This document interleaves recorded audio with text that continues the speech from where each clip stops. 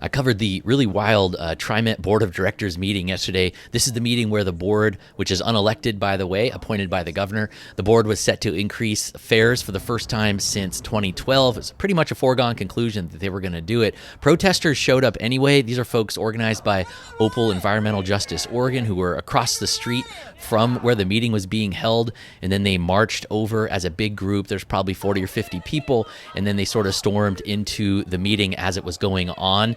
The vibe was pretty tense, I guess, and so some of the board members felt that they were threatened and left the room. Once the protesters realized that they were just in an adjacent room behind a closed door, they marched over there and were chanting, "Cowards, come out and face us, be fearless, go fearless," and all sorts of other things.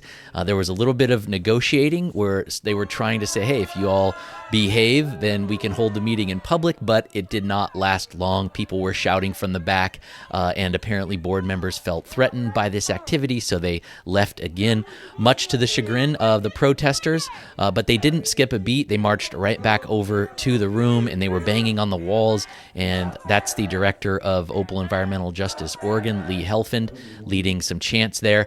And then the protesters went back to the main meeting room and actually took over the seats where the board members were sitting previously, and those are the awkward sort of TriMet staffers that are still in the room, and the meeting was being beamed virtually at that point.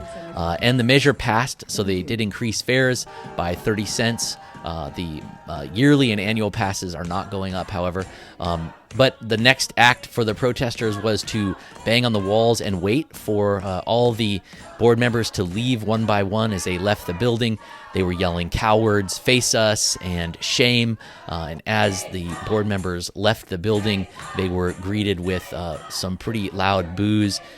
And folks are just really upset that TriMet is, instead of going out and fixing their sort of systemic funding issues, they are overburdening, these folks say, putting all the burden on people that are transit dependent and people with low incomes who are going to be paying more money to ride the bus. So that's what went down. Stay tuned for more coverage on this on Bike Portland.